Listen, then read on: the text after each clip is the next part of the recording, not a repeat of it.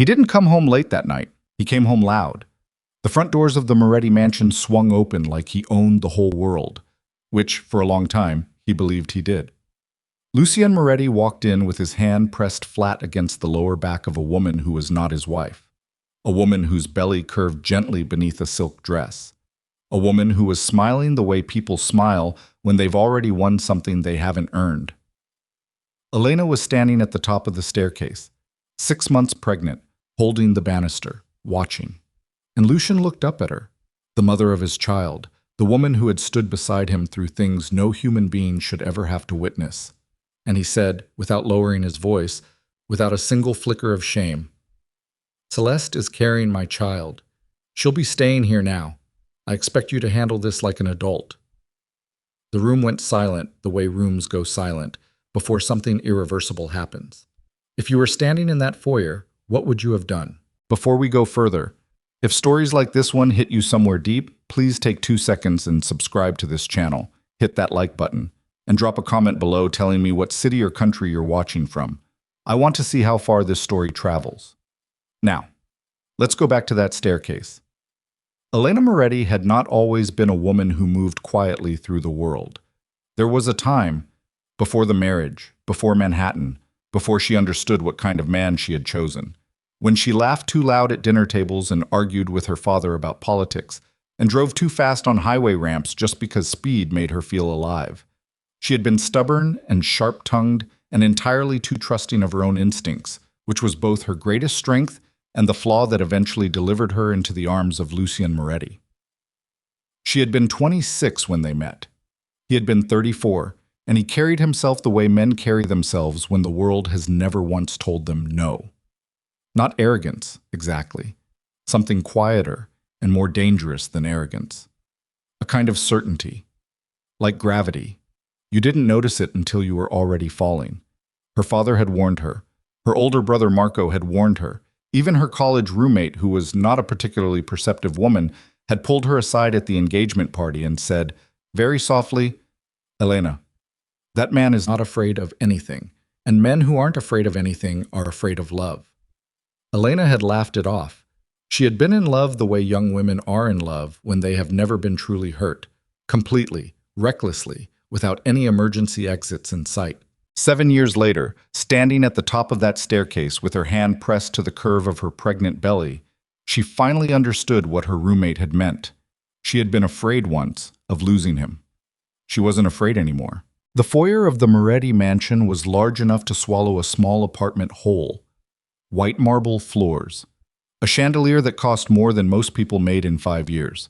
A curved staircase that swept downward in a way that was designed specifically to make whoever descended it look powerful. Elena had always hated that staircase.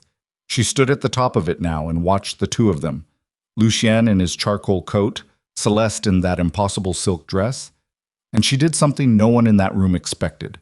She didn't scream, she didn't cry, she didn't throw anything, or demand explanations, or collapse against the banister in the kind of theatrical grief that Lucien had probably prepared himself to manage. She simply stood very still and looked at him. The household staff had frozen in place, 3 of them near the kitchen entrance. Rosa, the head housekeeper, who had worked for the Morettis for 11 years, stood with her hands clasped in front of her and her eyes fixed on the floor. The young security guard near the front door, a new hire named Danny, who had started only 4 months ago, was staring at his shoes so hard it looked like he was trying to read something written on the leather. Celeste was the only one looking back at Elena with anything other than shame. She was looking up with the particular expression of a woman who has rehearsed this moment and believes it will go her way. Lucien's jaw was set. His eyes were steady. This was the face he wore when he had already decided something and considered the matter closed. Elena had seen that face in boardrooms and back rooms, and once, terrifyingly, in a parking garage at 2 in the morning when a business associate had made the mistake of threatening his family. The difference was that this time the face was pointed at her. "Well?" he said, not unkindly, which was somehow worse. Elena came down 3 steps, slowly, one hand still on the banister, not because she needed the support, but because she had learned long ago that deliberate movement communicated more power than urgency. She looked at Celeste first. Celeste was 29. younger than Elena by 4 years. She had the kind of beauty that required effort, immaculate makeup, hair that had clearly been styled within the last 2 hours, nails done in a shade of dusty rose that probably had a French name. She was nervous beneath the performance of confidence. Elena could see it in the way she was holding Lucian's arm, not affectionately, but structurally, like a woman gripping a railing. "How far along?" Elena asked. Her voice was steady, conversational, the kind of voice you use when you're asking a stranger how they take their coffee. Celeste blinked. She hadn't expected that question. 4 months, she said after a pause that lasted just a beat too long. Elena nodded. She came down the last 3 steps, walked across the foyer until she was standing close enough to shake Celeste's hand if she wanted to. She didn't want to, but she looked at her, really looked at her, and said, with a gentleness that was not performance, "Take good care of yourself, and the baby." Then she turned and walked back upstairs. Lucien watched her go with the expression of a man who has braced for an explosion and found only silence. The silence, he would realize much later, was infinitely more dangerous. He called after her. "Elena." Firm, warning. She didn't turn around. "Elena, we need to talk about this." She had reached the top landing. She paused with her back to him, one hand still on the banister. The chandelier light caught the side of her face, and for just a moment she looked carved from something. Marble, maybe, or the particular hardness that a person grows when they have spent years quietly preparing for the worst. "We don't," she said simply. And then she was gone. The bedroom she had shared with Lucien for 6 years was at the end of the east wing hallway. She walked the length of it without turning on any lights. She knew the way by memory. The third floorboard that creaked, the slight draft from the window at the far end that never quite sealed properly, the way the carpet changed texture near the doorway where it had been replaced 2 years ago after a water pipe burst. She sat down on the edge of the bed and pressed both hands flat against her stomach. The baby moved. She exhaled slowly. There is a particular kind of grief that doesn't announce itself with tears. It arrives as a kind of numbness that settles beneath the skin. Not absence of feeling, but feeling so concentrated and pressurized that the body can't find an exit for it. Elena had been expecting this night for a long time. Not exactly this. Not Celeste, not the silk dress, not the hand on the lower back presented like a declaration. But something like this. Some moment of final, irreversible clarity. She had been waiting for it the way you wait for a storm you can feel coming in your bones. The waiting was over. She reached under the bed and pulled out a small gray duffel bag. Not a suitcase, a duffel bag, the kind you take to the gym. She had packed it 8 months ago and repacked it twice since then. She knew exactly what was in it. 3 changes of clothes, her personal documents, a phone registered to a name that was not Elena Moretti, a prepaid card loaded with enough money to get her to where she needed to go, and a single photograph of her mother taken in the summer of 1987. She did not pack anything else. She stood up, took the bag from the floor, and went to the bathroom to wash her face. The woman in the mirror looked tired in a way that sleep couldn't fix, but her eyes were clear. That surprised her somehow. She had expected to look broken. She didn't look broken. She looked like a woman who had just made a decision. She came back downstairs 40 minutes later. Lucien was in the study. She could hear him on the phone through the closed door. The low, controlled cadence of a man managing something. Business. Always business. Even tonight, with his pregnant wife packing a bag upstairs, there was business to manage. That, more than anything, told her everything she needed to know about how seriously he was taking her departure. He thought she was going to her sister's place. He thought she'd be back in 3 days, maybe 4. He thought this was the kind of thing that could be endured and then absorbed back into the structure of their lives. He thought she had nowhere else to go. The foyer was empty now. Rosa had sent the staff away. Elena could tell because the kitchen lights were off, and the front hall had that particular quality of quiet that only happens when the people who work in a house have been told, wordlessly, to disappear. Rosa herself was near the service entrance, pretending to sort through the day's mail. She had worked for the Morettis long enough to recognize the shape of a crisis from its very first moment, and she was the kind of woman who positioned herself at the edges of things so that she was there without appearing to be watching.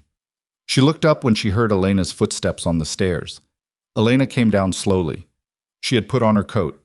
The gray duffel bag was on her shoulder, looking almost absurdly small for the weight of what it represented. Rosa set down the mail. Her face did something complicated. Not quite grief, not quite guilt. Somewhere between them in a place that had no name. Mrs. Moretti, Rosa. Elena's voice was gentle. You've been wonderful. These 7 years. Genuinely. Rosa made a sound that might have been the beginning of a sentence and then changed its mind. Take care of the orchids in the east window, Elena said. They get too much direct sun in late afternoon and I've been compensating by reducing water, but they'll need to be moved eventually. She said this the way you say something when you want very badly to say something else and don't have the words for it. Rosa understood. Her jaw tightened. He'll come looking for you, Rosa said very quietly. Not a warning. A fact. I know, Elena said. Where will you? Somewhere he won't find me. She paused, then softer. Not because I'm hiding, because I'm done. She reached the front door, turned the handle. The cold hit her immediately. That specific January cold that doesn't just chill you, but presses against you, finds the gaps in your coat, makes itself known. She didn't flinch. She walked out without looking back. Lucien didn't realize she was gone until 11:30 that night, when he went upstairs and found the bedroom empty. Not just Elena is in the guest room empty. Empty the way a room goes empty when someone has decided they're not coming back to it. He stood in the doorway for a long time. The bed was made. Her side of the closet was closed. Nothing visibly out of place. If you didn't know what you were looking for, you might not notice anything was wrong.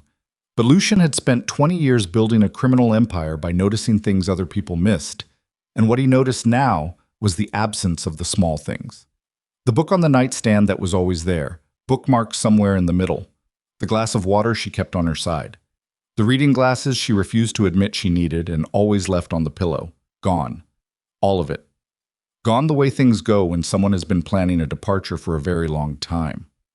He went to the bathroom, opened the cabinet. Her prescriptions were gone. Her prenatal vitamins. The small cedar box where she kept her grandmother's earrings. He sat down on the edge of the bathtub and for a long moment he was perfectly still. He did not call her immediately. That was pride and he knew it, and he let it be. He told himself she had gone to her sister's. He told himself she was upset. Obviously she was upset. Any woman would be. And that she needed a night, maybe 2, and then she'd be back and they would handle this the way adults handle difficult things, with negotiation and structure and the careful management of feelings. He told himself all of this very firmly. Then he picked up the phone and called her number. It rang 4 times. Then a voice he did not recognize, flat, automated, belonging to no carrier he had ever used, told him, "This number is no longer in service." He pulled the phone away from his ear and looked at it. No longer in service. He called again. Same message. He called her sister. Her sister answered on the second ring, genuinely confused, and said she hadn't spoken to Elena in 2 weeks. He called her closest friend, a woman named Patricia, who had always looked at him with a species of polite disdain.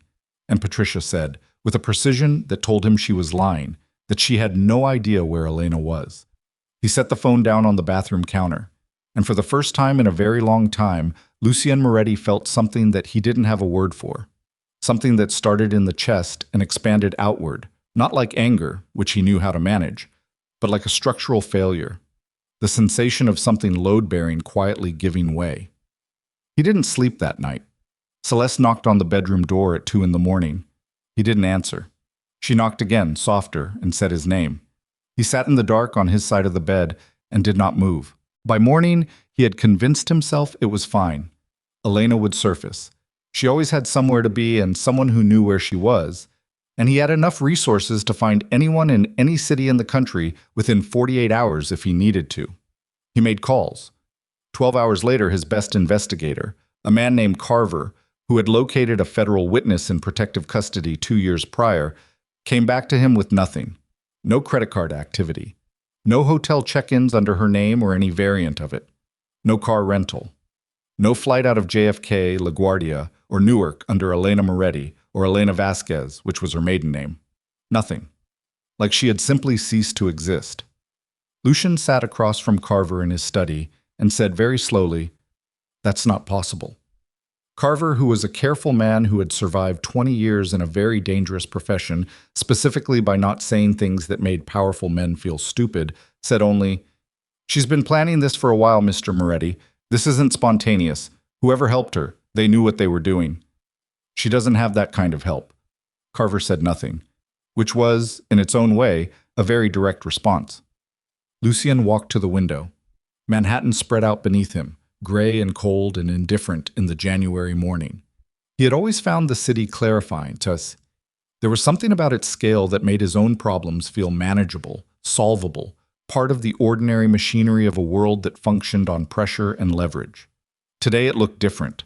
Today it looked like a place where a woman and her unborn child had simply vanished, and all the money and power in the world had not been enough to keep her from walking out the door. "Keep looking," he said. Carver nodded and left. Lucien stood at the window for a long time after that, and the thought he kept returning to, the thought he couldn't shake no matter how many times he reframed it, was not "where is she," but something older and simpler and far more unsettling. When did she stop trusting me? He didn't have an answer. And somewhere beneath that, beneath the pride and the certainty and all the armor he had constructed over 20 years, something quietly registered the far more terrifying follow-up question. The one he wasn't ready to ask yet, not even to himself, not quite. What else did she quietly stop doing? He would find out soon enough. The first thing to go was the Harlem property. Not dramatically. Not with a phone call from a lawyer or a formal notice slid under a door. It happened the way most things in Lucien's world happened, quietly and then all at once. His property manager, a man named Gerald Fitch, who had handled 6 of Lucien's real estate holdings for the better part of a decade, called on a Tuesday morning and said that the account used to fund the Harlem building's operating expenses had been frozen by the issuing bank pending a compliance review. Lucien was eating breakfast. He set down his fork. "Which account?" Gerald told him. "That account has been active for 9 years. "I know, Mr. Moretti. The bank is saying it flagged during a routine audit. Something about the documentation on the original. Fix it." "I've already called 3 times. They're saying it could take—" "Gerald!" Lucien's voice dropped to the register that men in his world learned very quickly to pay attention to. "Fix it today." There was a pause. "Yes, sir." He hung up and went back to his breakfast and told himself it was a bureaucratic error. Banks made errors. Compliance departments were staffed by people who generated problems so they could justify their own existence. He had dealt with this kind of thing before. But then, 40 minutes later, his accountant called, and then his portfolio manager. And by noon, 3 of the 7 accounts that formed the operational backbone of his legitimate business infrastructure had been flagged, frozen, or were under review by institutions whose names he barely recognized because Elena had selected them, and Elena had managed the relationships. And Elena had been the one who knew which calls to make, and which forms to file, and which compliance officer's name to mention when things started getting complicated. He stood in the middle of his study at 12:15 in the afternoon and pulled up the contact list on his secondary phone, the one reserved for business, and scrolled through it slowly. He realized he didn't know who half these people were. Names, numbers, no context, no notes. No memory of the conversations that had established these contacts, because he hadn't been in most of those conversations. Elena had been. Elena, who had sat across from institutional managers and regulatory liaisons and tax attorneys for 7 years and built a network of professional relationships that kept his entire legitimate operation breathing, had done so in a way that was so seamless, so quiet, so entirely underneath the surface of daily life, that he had never once stopped to consider what happened if she was no longer doing it. He called Marco Vitelli, his chief financial lieutenant, into the study. Marco was 53, heavyset, with the particular kind of face that had started out mean and then gotten more so with age. He had been with Lucien for 16 years. He came into the study with his jacket already off, tie loosened, which meant he'd been working the problem from his end and already knew it wasn't a small one. "Tell me," Lucien said. Marco sat down without being invited to. That alone told Lucien something. "The Harlem account is the least of it," Marco said. "The holding company in Delaware, the one that sits on top of the restaurant group and the parking structures, its annual filing was due in November. It wasn't filed." Lucien was very still. "What do you mean, it wasn't filed?" "It wasn't filed, Lucien. The registered agent sent notice in October. I don't know where it went, who it went to, but somebody was supposed to respond and nobody did. The company is technically in default with the state. The parking structures are at risk. Elena handled... Lucian stopped himself. Marco looked at him with the flat, careful expression of a man who is not going to say "I told you so" because he is smart enough to know this is not the moment, but is also not going to pretend he isn't thinking it. She handled the filings, Lucian said, more quietly. She handled a lot of things, Marco said. The room was very quiet for a moment. What else? Lucian asked. Marco exhaled through his nose, a long, controlled breath that communicated more than a paragraph of words. He reached into his jacket pocket and pulled out a folded piece of paper, set it on the desk. Lucien unfolded it. It was a handwritten list, 7 items. He read it twice. When did this start? Some of it started the day after she left. Some of it... Marco paused. Some of it has been building for a couple weeks. Things that should have been caught and renewed and maintained that just weren't, because the person who caught them is gone. Lucien set the paper down, pressed the tips of his fingers against it, flat, like he was holding it to the desk. She didn't do anything to us. She just stopped. That's correct. That's worse. Yes, Marco said. It is. Celeste came into the study at 1:30 without knocking. This was a habit she had developed over the past 2 weeks that Lucien had not yet corrected, partly because correcting it felt like an acknowledgement of how little he wanted her there, and partly because he had been too distracted by everything else to deal with the texture of daily life inside the mansion. She was carrying a tray, tea, a small plate of fruit, crackers. She set it on the corner of the desk with the careful deliberateness of a woman who is performing domesticity because she doesn't know what else to offer. You haven't eaten since breakfast, she said. Lucien did not look up from his laptop. I'm working. Lucien. Celeste. His voice was flat, not unkind, indifferent, which was its own particular cruelty. She sat in the chair across from the desk, Elena's chair, the one Elena had always occupied during the conversations that mattered, and folded her hands in her lap.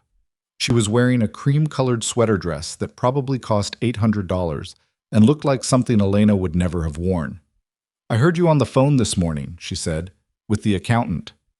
You shouldn't be listening to my calls. I wasn't trying to. The walls in this house aren't as thick as you think. She paused. Is it bad? He finally looked at her. She was beautiful. He had always known that. It was the first thing he had noticed about her, 18 months ago, at a gallery opening that he'd attended as a favor to someone who owed him a favor. She was beautiful, and she was young, and she had laughed at something he said with a quality of delight that he hadn't experienced in a long time at home, and he had made a choice that felt very small in the moment, and had since expanded to consume everything. It's manageable, he said. She looked at him for a moment. You're not a very good liar. I'm an excellent liar. To other people, maybe. She uncrossed and recrossed her ankles. Not to me. Not anymore. He went back to the laptop. Eat the fruit if you want it. I'm not hungry. Do you think she did something? To the accounts? No? Then... She didn't have to do anything, Lucien said, and there was something in his voice that Celeste had not heard before. Not anger, which she knew how to handle, but something more hollow. That's the point. She kept everything running. She just stopped. Celeste was quiet for a moment. Like pulling a pin out of a grenade. Don't, he said. I'm not saying it to hurt you. I'm saying, I know what you're saying. He closed the laptop, looked at her directly for the first time since she'd walked in. What do you want, Celeste? The question landed harder than he intended it to. She absorbed it without flinching, but he could see the impact move across her face, a slight tightening around the eyes, a barely perceptible pause before she answered. I want you to talk to me, she said. I want to know what's happening. I'm handling it. You've been handling it for 2 weeks and 3 more things broke today.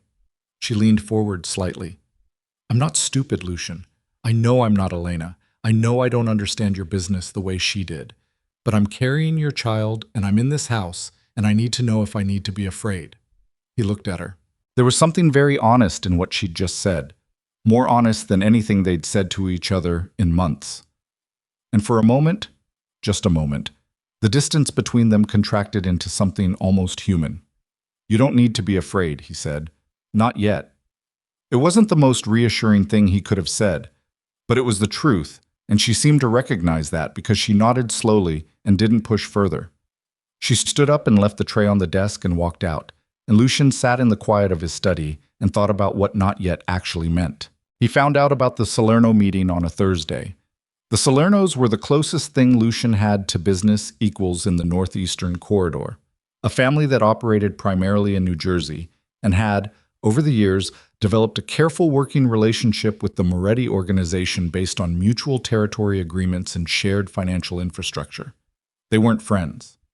In Lucian's world, there were very few friends, but they were stable, predictable, the kind of neighbors you didn't worry about because the arrangement suited everyone.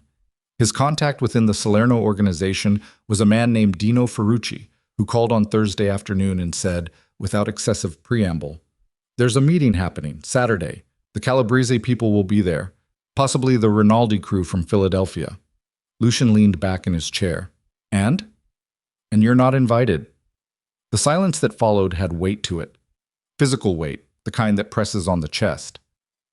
"That's a mistake on their part," Lucian said. "Lucien." Dino's voice was careful. Careful in the way a man's voice gets when he is delivering news he would rather not be delivering. "Word has gotten around about the accounts, about the Delaware thing. People are talking. Let them talk. It's not just talk anymore. The Calabrese guys have been asking around about the West Side distribution network, asking in a way that suggests they think it might be available." Lucian's hand tightened around the phone. "Nothing on the West Side is available. I know that, you know that, but if the operation looks unstable from the outside, it's not unstable." "Lucien." A pause. "When's the last time your Thursday pickup ran on schedule?" He didn't answer. "The Calabrese guys know it's been 3 weeks, Dino said. "I'm telling you this because we have history, you and I. But I can't be in the room Saturday telling them you've got it handled. That's not my position to take." "What's your position?" Another pause, longer this time. "My position is that I like my arrangement with you. I want it to continue, but I can't protect something that looks like it's already bleeding." Lucien ended the call. He sat very still. In 20 years of operating in this world, he had never missed a Thursday pickup. He had never had accounts frozen. He had never failed to file a state compliance document. None of these things had ever happened because none of these things had ever been left solely in his hands, because Elena, quietly, methodically, without credit or acknowledgement, had made sure the machinery never stopped running. He got up from the desk and went to the bar cabinet and poured 2 fingers of whiskey and stood there holding it without drinking it. He thought about calling Carver. He thought about his son, the boy growing inside Elena somewhere out there in a city he couldn't name. He thought about the night she had walked down those stairs with her bag and told Rosa to move the orchids. She's been planning this for a while. He drank the whiskey. It didn't help. He called a meeting on Friday morning, all the senior people. 8 men gathered around the long table in the basement conference room. The room with no windows and a single camera feed that Lucian had always been aware of and never thought about, because the camera feed was one of the things Elena had managed, routed through a private security system she had selected and configured and maintained. He would think about that camera later. Not today. Today, he looked at the 8 men around the table and said, very calmly, "I want to know who knew." Nobody spoke, which told him that everybody knew something. "Someone in this room," he continued, "has known that our operational infrastructure was losing coherence for the past 3 weeks. I want to know why I'm the last person in this room to understand the scope of it." More silence. Then Tommy Ricci, youngest of the 8, 27, ambitious in a way that Lucian had always found useful and was only now beginning to find annoying, said, "Nobody knew the full picture. That was the problem. Everything was compartmentalized." "What does that mean?" "It means Mrs. Moretti was the only person who had visibility across all of it."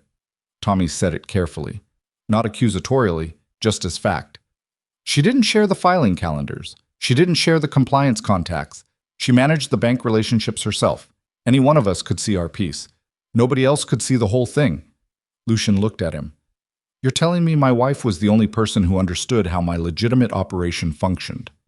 "Your wife," Tommy said, with the particular care of a man choosing his words like he's choosing which wire to cut, "built your legitimate operation. The contacts, the structures, the timelines. Yeah, she was the only one who had the whole picture."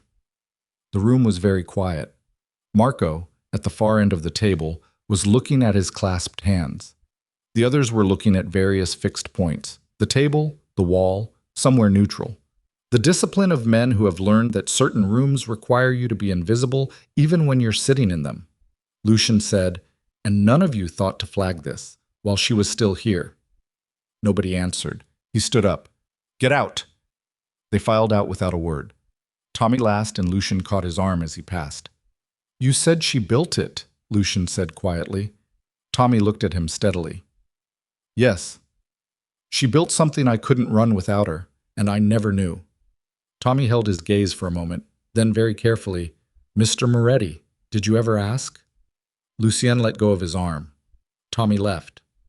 Lucien stood alone in the windowless room, and that question hung in the air like smoke after a fire. Not threatening, not accusatory anymore, just present and undeniable, and entirely without answer.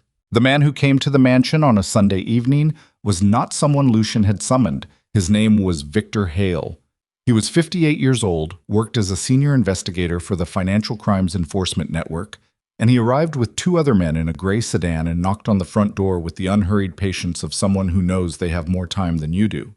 Lucien met him in the foyer, alone, because his security team had dwindled in the past week. Two men had taken unannounced leaves of absence, and a third had transferred his services to a competing organization without notice, which in this world was roughly equivalent to a declaration of something. Hale was unremarkable in appearance. Medium height, medium build, the kind of face that would be difficult to describe from memory an hour after meeting it. He wore a gray coat and carried a folder and looked around the foyer of the Moretti mansion with the polite, appraising expression of a man cataloging assets.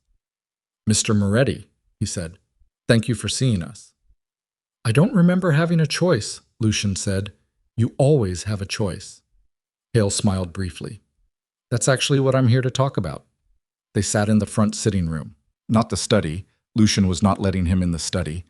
And Hale's two associates stood near the doorway, while Hale himself opened the folder and set several documents on the coffee table between them, with the careful arrangement of a man who has done this many times.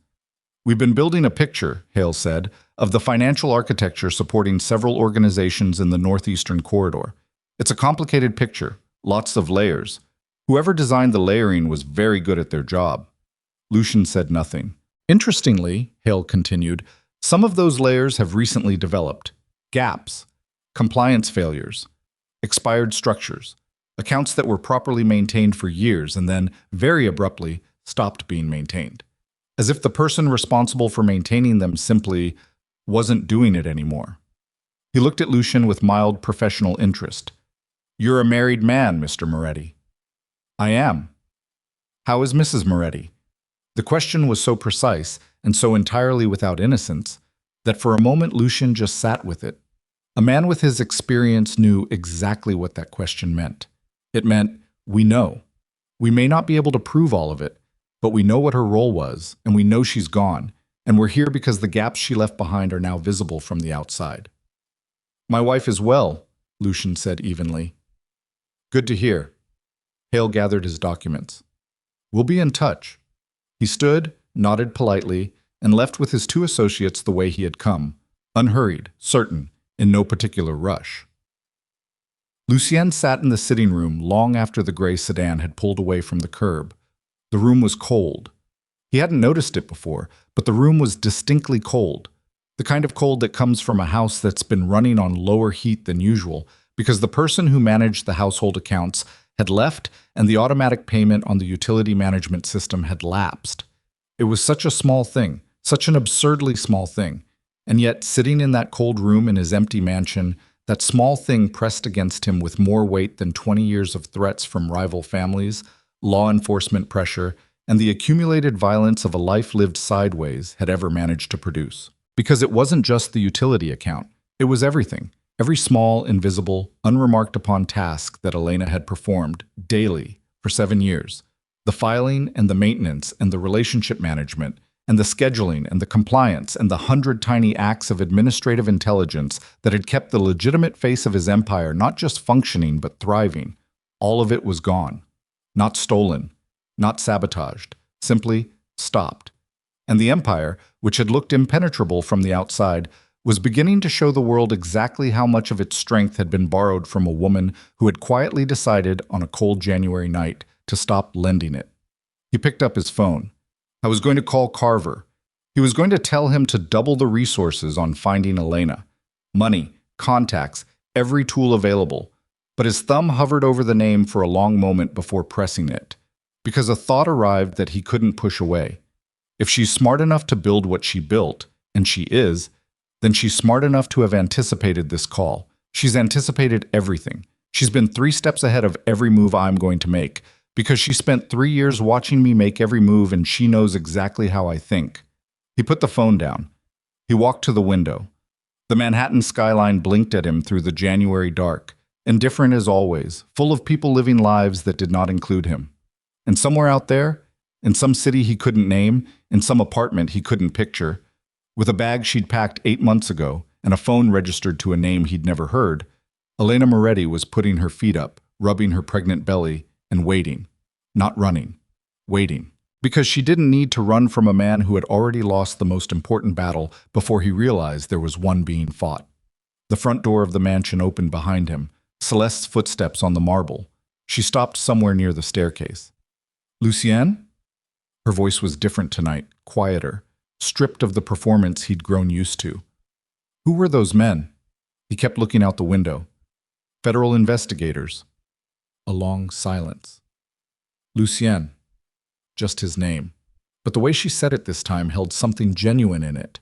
Something that had nothing to do with the arrangement between them and everything to do with a woman who was 4 months pregnant in a house that was slowly going cold, watching a man she had believed was untouchable, beginning to understand that he was not.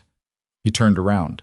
She was standing at the bottom of the staircase, one hand on her belly, her face pale under the chandelier light. "Tell me the truth," she said. "How bad is it?" He looked at her for a long moment. Celeste, who had not asked to be in this situation any more than Elena had. Celeste, who had made her own mistakes and her own choices and was now standing in the wreckage of them, carrying a child, asking for honesty. He thought about lying. He was very good at lying. Instead, he said, "It's going to get worse before it gets better." Her chin lifted slightly. She absorbed this with more steadiness than he expected. "Then we need to figure out what we're doing. I'm handling—" "Stop saying that." Her voice was sharp, suddenly, sharp in a way he hadn't heard from her before. "You've been saying that for 2 weeks, and every morning something else breaks. So stop telling me you're handling it and tell me what we actually do." He stared at her. She stared back.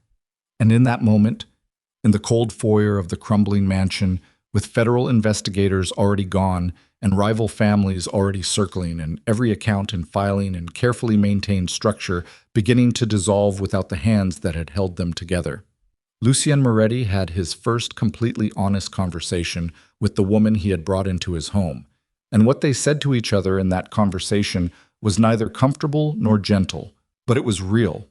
And it was the closest thing to truth either of them had spoken in months, and it ended with Celeste sitting on the bottom stair and Lucienne sitting beside her, and neither of them speaking for a long time, because there was nothing left to say that would make the morning any different from what it was already going to be. The walls of an empire don't fall at once. They fall the way everything falls, one small, invisible thing at a time, until the morning comes when you look up and the sky is where the ceiling used to be. The morning after Victor Hale's visit, Lucienne woke up at 4:15 and couldn't go back to sleep. This was new. He had always slept well. It was one of the things people found unsettling about him. The capacity to close his eyes in the middle of a crisis and sleep 8 hours without interruption, as though his nervous system had been wired differently from other men's, calibrated to a frequency that didn't register ordinary anxiety. His lieutenants had remarked on it over the years. Marco once said it was the most frightening thing about him. Not the temper, not the intelligence, not the willingness to make certain decisions without hesitation, but the sleep. The man sleeps like a baby no matter what's burning. Not anymore. He lay in the dark of the bedroom that no longer smelled like Elena and stared at the ceiling and listened to the house. The mansion had its own sounds at night. The settling of old walls, the distant hum of the heating system, the occasional creak from the upper hallway that he had always attributed to the house breathing. But tonight the sounds felt different. They felt like inventory. like the house itself was counting what was left. He got up at 4:30, went to the study, and began going through the financial documents Marco had compiled. Not the summary. The raw documents, account statements, correspondence, filing records, compliance notices. The paperwork that Elena had managed and that had been handed to Marco in pieces after her departure, assembled from whatever records existed on the organizational drives, incomplete and out of sequence. He read for 3 hours. By 7:30 he understood the full scope of it, and the full scope of it was this. Elena had not merely managed the legal infrastructure of his empire. She had, over the course of 7 years, quietly and without ever drawing attention to herself, become the single most important operational intelligence in his entire organization. Not because she had sought power, not because she had planned a campaign, but because she was competent in a world full of men who mistook aggression for intelligence, and because Lucian had handed her problems to solve and she had solved them, and because solving them had required her to understand more and more of the machinery until she understood all of it, and because no one, not Marco, not Tommy, not a single one of the 8 men around that conference table, had ever thought to ask what she knew or build a system that didn't depend entirely on her knowing it. He closed the last folder at 7:43. He sat in the quiet of the study and thought about a conversation he'd had with Elena approximately 2 years into their marriage. They'd been at the kitchen table, not the formal dining room, the actual kitchen, which was where they'd had most of their real conversations before real conversations became scarce. She had been going through a stack of documents, something related to one of the holding companies, and he had looked over her shoulder and said, half joking, "You know this stuff better than I do." She had looked up at him with a slight smile and said, "I know. Is that okay?" He had laughed. He had kissed the top of her head and said, "More than okay," and gone to get a glass of water and thought nothing more about it. He thought about it now with the particular nausea of a man replaying the moments where he could have done something differently and understanding, too late, exactly what differently would have looked like. The Calabrese meeting happened on Saturday as scheduled. Lucian knew this because Tommy Ricci had a contact inside the Calabrese organization, a low-level courier named Fen, who passed information for money with the cheerful moral flexibility of a man who had never been asked to do anything he considered genuinely wrong. Fen reported back that the meeting had lasted 4 hours, that representatives from 3 families had attended, and that the primary topic of discussion had been the Moretti organization's current operational stability, which everyone in the room had apparently agreed was not stable, and the West Side distribution network, which everyone in the room had apparently agreed was worth acquiring. Lucien received this information on Sunday morning from Tommy, who delivered it in person, standing in the study doorway, and who had the decency to look uncomfortable while he delivered it. "All 3 families?" Lucian said. "Calabrese, Rinaldi, and the Marchetti people from Boston." Marchetti. Lucian said the name with the specific flatness of someone encountering an insult they weren't expecting. "Marchetti drove down from Boston. Flew, actually. That's a declaration." "That's what I thought, too." Lucian stood up from the desk, walked to the window. The city below was doing what the city always did on Sunday mornings. Moving slowly, people in coats, the particular quality of weekend light that had always struck him as dishonest, too soft for the things that happened under it. "What's our play?" Tommy asked. "I'm thinking." "We don't have a lot of time to—" "I'm thinking, Tommy." Tommy went quiet. The problem was not the 3 families. The problem was not even the West Side network, which was suffering but not yet lost. The problem was that every move Lucian could make in response to this required resources, financial, operational, relational, that were either frozen, degraded, or dependent on relationships that Elena had maintained and that had, without her maintenance, quietly cooled. He could not call in favors from business contacts he didn't know by name. He could not leverage financial structures that were currently under federal review. He could not project strength through the legitimate business channels that had always provided his criminal operation with its most important asset, the appearance of stability. He turned from the window. "Set up a meeting with Dino Ferrucci, this week." "Dino's going to want something in return for—" "I know what Dino wants." Lucian walked back to the desk. "Set it up." Tommy nodded and left, and Lucian picked up his phone and called Carver and said, "Elena, whatever you need, whatever it costs. I want a location by end of week." Carver's pause was brief. "I've had 6 people on this for 3 weeks." Put 12. Lucien, a rare use of the first name, which meant Carver was about to say something he'd normally pad with professional distance. This woman doesn't want to be found, and she's good at not being found. I've worked disappearances for 20 years, and I'm telling you, whoever helped her, find out who helped her. That's the thing. Another pause. I don't think anyone helped her. I think she did this herself. The phone registration, the financial separation, the documentation trail, or the lack of one. That's not somebody with a fixer. That's somebody who spent a long time learning exactly how to be unfindable and then doing it perfectly. Lucien said nothing. She prepared for this, Carver said, gently, for him, years ago, long before she left. I know, Lucien said. He ended the call. He had known, on some level, since the morning after she left. But knowing something on a low frequency and having it stated plainly by a professional who had no reason to soften it were two different experiences.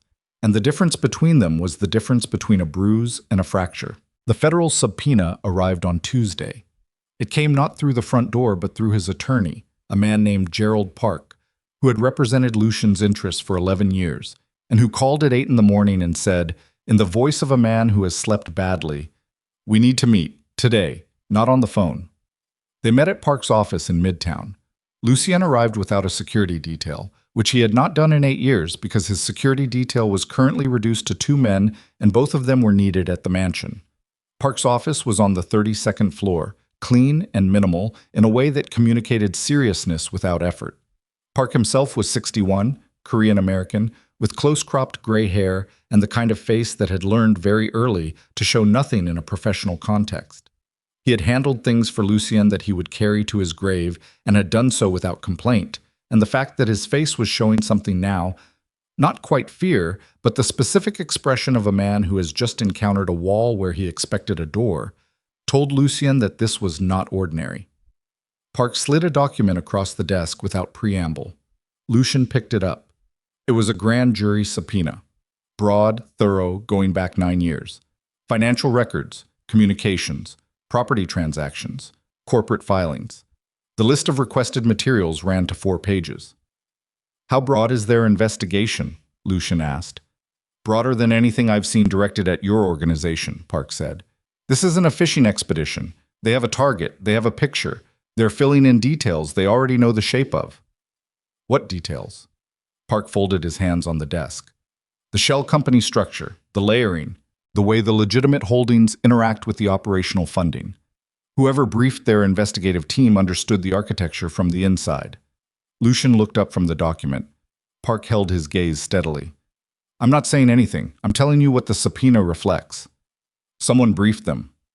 Someone with a very thorough understanding of how your legal infrastructure was designed and why. Park paused. Lucien, I need you to think carefully. Who, outside this organization, had that level of understanding? The answer arrived without hesitation, without drama, without the mercy of ambiguity. There was only one answer. Lucien set the subpoena down on the desk with the care of a man setting down something that might break. When was the grand jury impaneled? Park checked his notes. 8 weeks ago. 8 weeks ago. 6 weeks before Elena had left.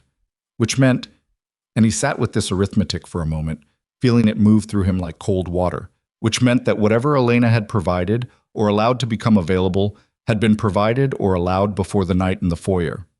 Before the silk dress and the announcement and the wedding ring removed with such surgical calm.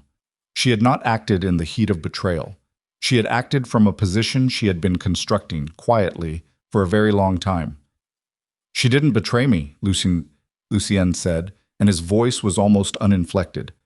She stopped protecting me. There's a difference. Park looked at him.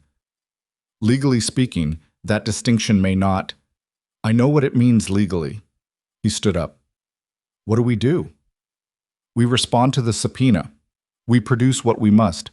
We protect what we can. Park stood as well. But Lucien, I need to be honest with you. If their briefing is as thorough as this document suggests, the things we can protect are fewer than they were a year ago.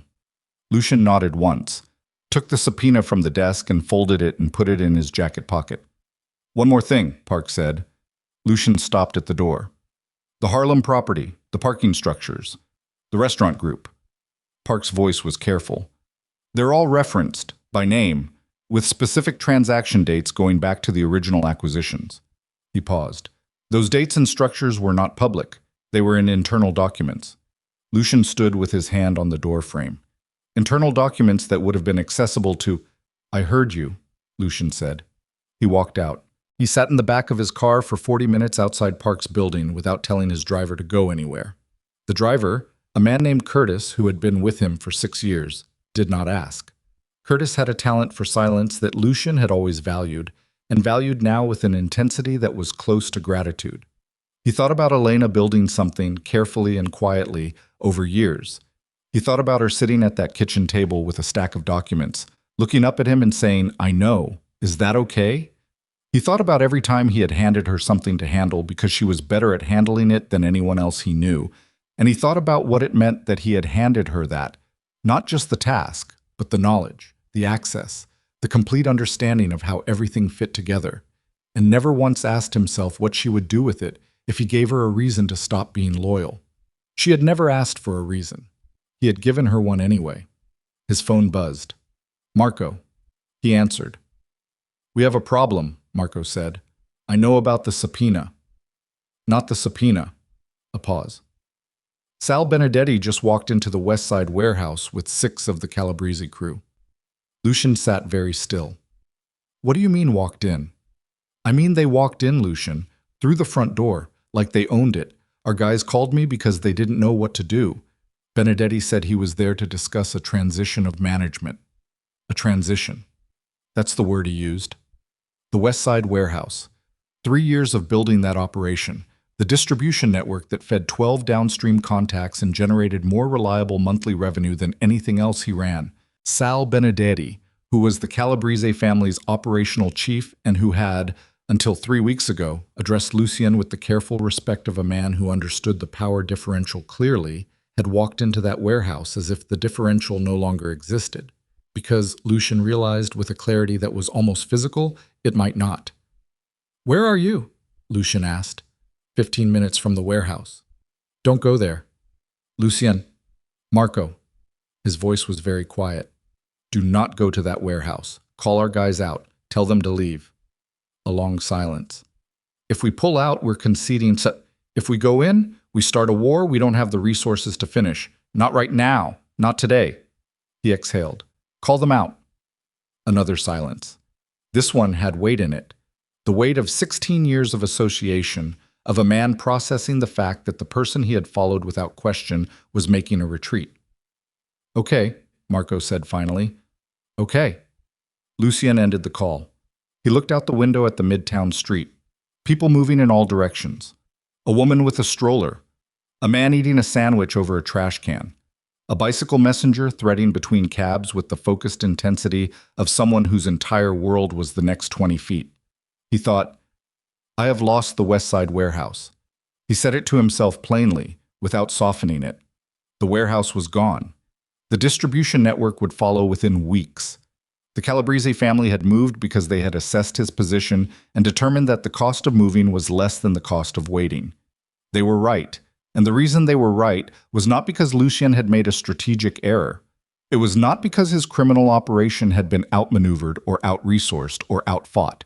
It was because the legal infrastructure that had provided his criminal operation with its stability and its credibility and its protection was now fragmenting. And it was fragmenting because the person who had maintained it was gone, and she was gone because he had brought a pregnant woman through his front door and announced her presence to his pregnant wife with the casual cruelty of a man who had never once imagined that cruelty had a cost. "Where to, Mr. Moretti?" Curtis asked from the front. Lucien almost said home, and then thought about what home was now. The cold mansion, Celeste on the stairs, the orchids in the east window dying slowly without proper care, the empty chair at the dinner table, the chandelier over a foyer where a woman had once removed her wedding ring with heartbreaking composure and said, "Take good care of her," to a mistress who was already learning that the man she'd chosen was not what she had imagined. "Just drive," he said. Curtis drove. They were on the FDR when Lucian's phone rang again. Number he didn't recognize. He almost didn't answer it. He answered it. "Mr. Moretti," a voice he didn't know. Male, mid-40s, unhurried. My name is Agent Dennis Rourke. I'm with the FBI's Organized Crime Division. I was hoping we could have a conversation. I have an attorney. I know you do. Gerald Park. Good man. A brief pause. This isn't that kind of conversation. I'm not calling to notify you of anything official. I'm calling because I think you're a smart man, and smart men sometimes benefit from understanding the full picture before they make decisions they can't unmake. Lucian watched the East River through the window, gray and flat under the February sky. Talk. We've been building this case for 14 months, Rourke said. Not 3 weeks, not 8 weeks. 14 months. And for the first 11 of those months, we had a picture that was good, but not complete. It had gaps. Things we could see the shape of, but couldn't prove. He let that land. 3 months ago, Rourke continued, those gaps started closing. Documentation we hadn't been able to access became accessible, not through any action on our part, through the absence of an action on someone else's part. Lucian didn't speak. We're not talking about a source, Mr. Moretti. We're not talking about a cooperating witness or a paid informant.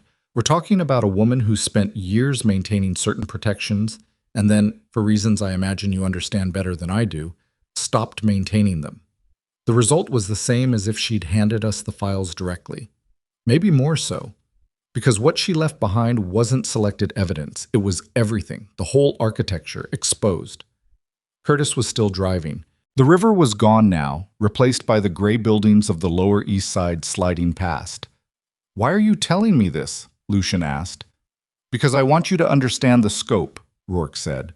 And because I want you to understand that the woman in question has not communicated with our office. She has not sought immunity. She has not cooperated in any formal sense. She simply stopped being a wall between you and us, and the wall's absence has been sufficient. What do you want? Right now? Nothing. I'm giving you information. A pause. Eventually, the people we'd like to have conversations with are your lieutenants, your financial intermediaries, and the 3 families currently circling your operation. You're not necessarily our primary interest. I don't make deals. Most men say that, Rourke said, before they understand what they're facing. Most men, Lucian said, haven't been in this business for 20 years. That's true. Rourke's voice was respectful. But most men who've been in this business for 20 years also have a buffer, legal, financial, operational, between them and us. You had an exceptional buffer, Mr. Moretti, genuinely exceptional. A brief pause. Past tense. The call ended. Lucian held the phone in his lap and looked at it. Curtis drove.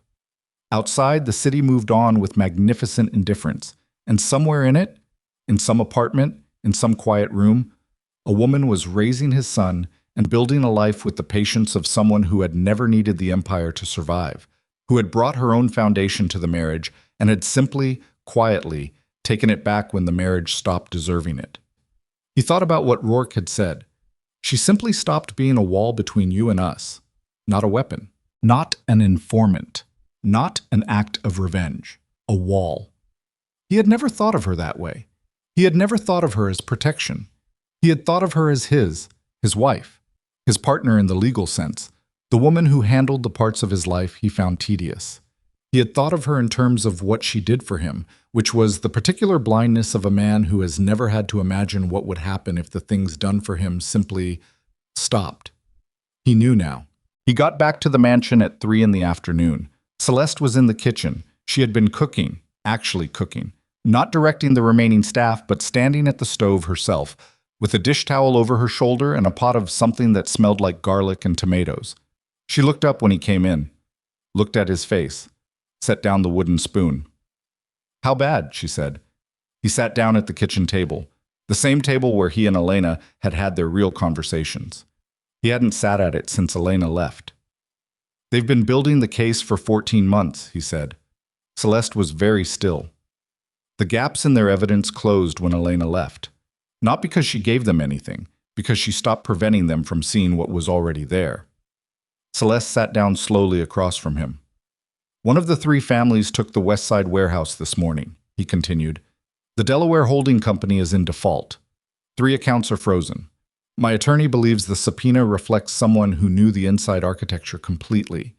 He looked at the table, the grain of the wood, the small burn mark near the edge from a candle that had tipped over 3 Christmases ago that Elena had always meant to have refinished and never got around to.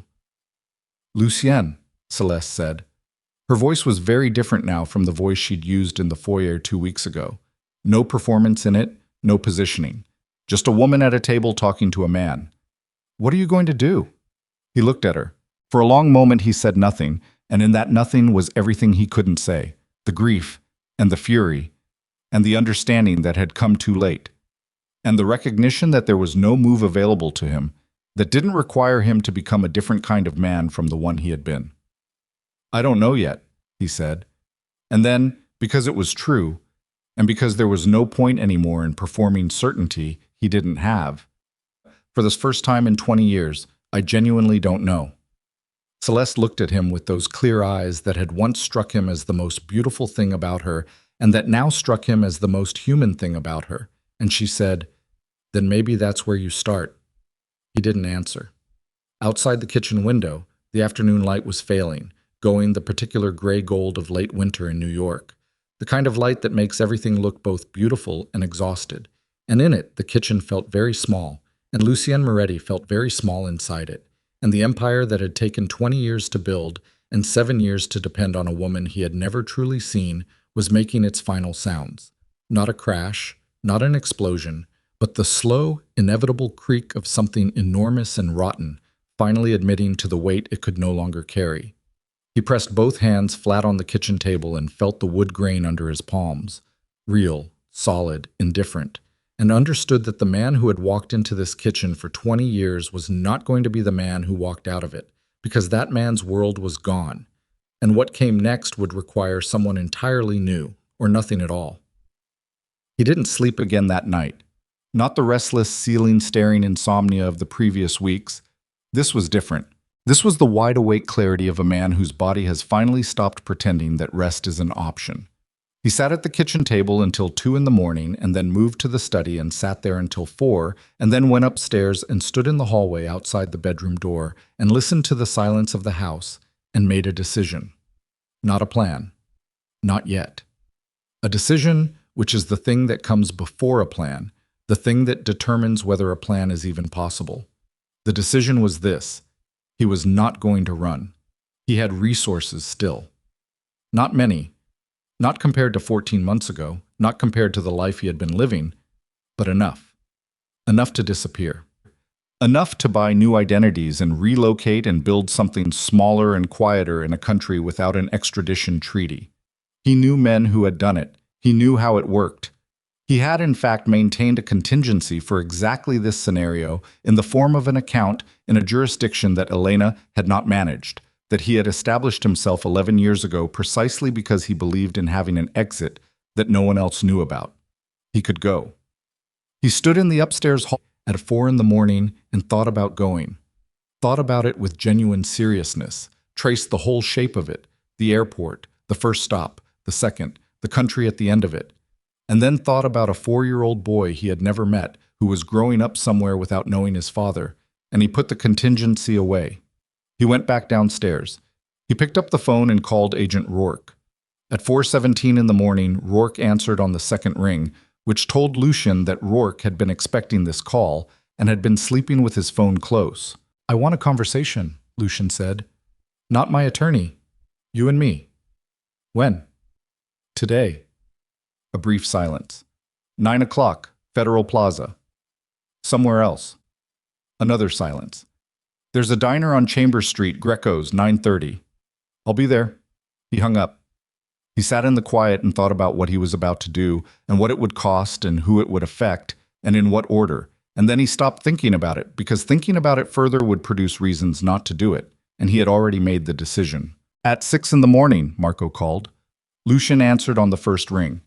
"They hit the Queen's facility," Marco said, and his voice had a quality Lucien had not heard in 16 years. Not fear exactly, but the sound a man's voice makes when fear has been present long enough to become something more structural. "Benedetti's crew. An hour ago. Our guys there, Danny Lowe and 2 of the new men. They roughed them up, Lucien. They're at Elmhurst Hospital." Lucien's jaw tightened. "How bad?" Danny's got 3 broken ribs and a concussion.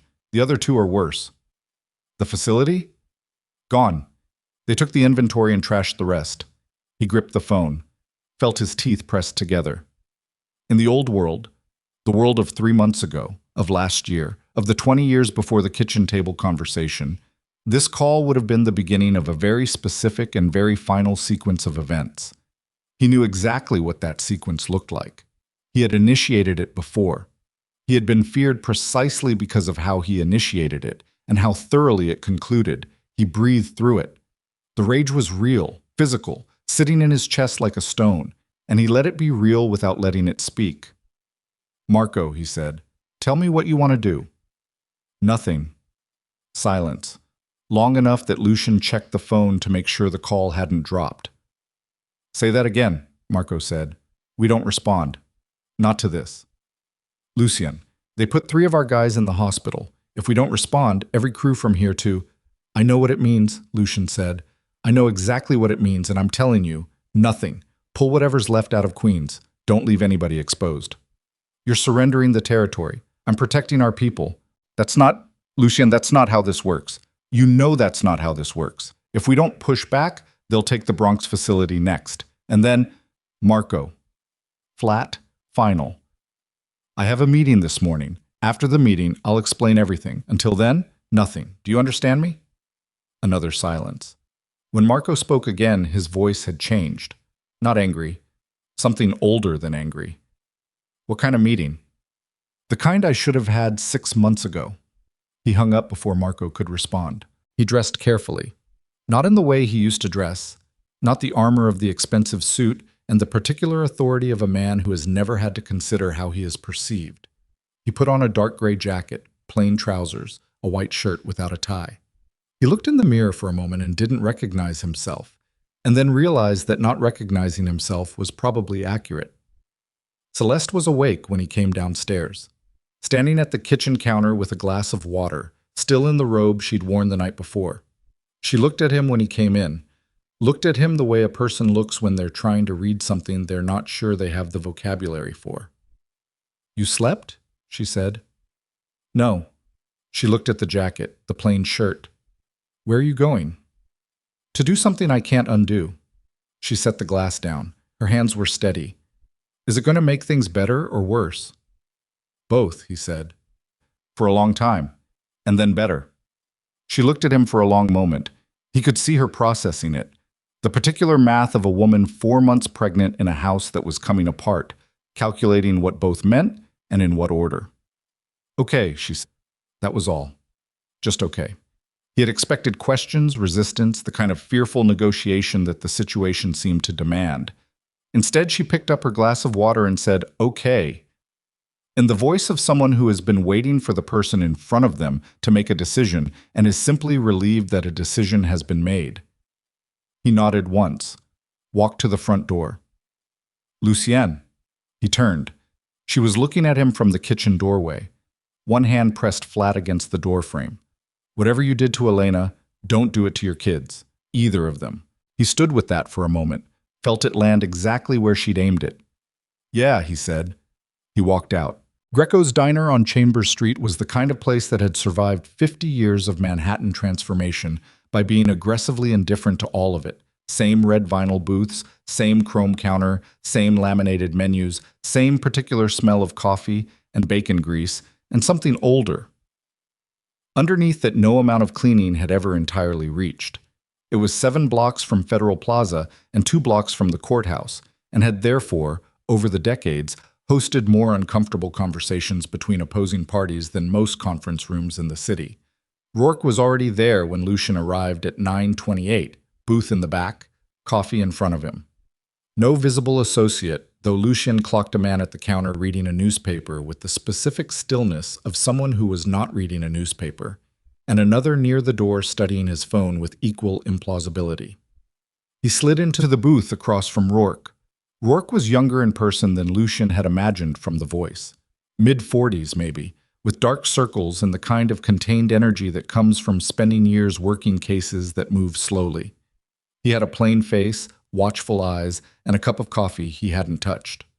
"You're on time," Rourke said. "I'm always on time." Good habit. Rourke wrapped both hands around the coffee cup. You want something? No. Okay. Rourke looked at him directly, not aggressively, just directly, with the particular quality of a man who has learned that eye contact is information. You called me at 4 in the morning, so you've made a decision. Yes. Tell me. Lucian looked at the table. The laminated surface, a small crack near the edge that had been there long enough to collect grime. The Calabrese family has been making moves on my territory for 3 weeks. Last night they assaulted 3 of my people in Queens and seized a facility. Rourke said nothing, waiting. If I respond to that the way I would have responded 18 months ago, people die, and I end up with a RICO charge on top of everything else. Lucian looked up. I'm not responding. That's a significant choice for someone in your position. It's the only choice I have left that doesn't end in a cell or a box. He paused. But I need something in return. Rourke tilted his head slightly. You understand that's not how this... I'm not asking for immunity. I'm not asking you to make anything disappear. Lucien's voice was level. I'm asking for protection, for 2 people who are not part of this organization and who are not responsible for anything I've done. Rourke was quiet. There's a woman, Lucian said, and a child, my son. They're somewhere outside the city. I don't know where. He paused on that, the particular humiliation of admitting it to a federal agent. The families that are moving on my territory, they may try to use them as leverage, as a message. Have they made contact? Not yet, but Benedetti putting 3 men in the hospital is a message. The next message could be worse. Rourke absorbed this. And the second person? A woman named Celeste Vaughn. She's at my home. She's 4 months pregnant. She's not part of the organization. She's never been part of it. What do you want us to do? Keep them out of it. Whatever happens to me, and I know what's happening to me, I'm not naive, keep them out of it. Rourke looked at him for a long moment, studying him with the professional patience of a man who has learned to distinguish performance from something genuine, because his career depends on that distinction. And in return, Rourke said slowly, I cooperate, Lucian said. The words sat between them on the table. Fully, everything. The financial architecture, the shell companies, the operational structure, the relationships with the 3 families. Everything I know, which is considerable. He paused. And I'll give you the West Side Network, what's left of it, which will allow you to take the Calabrese operation apart from the inside. Rourke was quiet for long enough that the man at the counter turned a page of his newspaper, which he wasn't reading. That's a significant offer, Rourke said. It's the only one I have. People in your organization, I know what I'm doing to them, Lucian said. I know what it means. I've been in this world long enough to know exactly what cooperating looks like and what it costs and what people say about the men who do it. He looked at Rourke steadily. I'm doing it anyway. Why? The question was genuine, not tactical. Rourke actually wanted to know. Lucian thought about what to say. He thought about the 4-year-old boy he had seen, only in his imagination, in the formless space of what might be, walking somewhere in a city he didn't know, laughing in a way that children laugh when their world is safe. He thought about Celeste on the stairs saying, "Don't do it to your kids." He thought about Elena at the top of the staircase in the chandelier light, looking down at him with those clear, devastated eyes that showed grief without showing collapse. Because I want a chance to be someone's father, he said, and I can't do that from where I am. Rourke looked at him.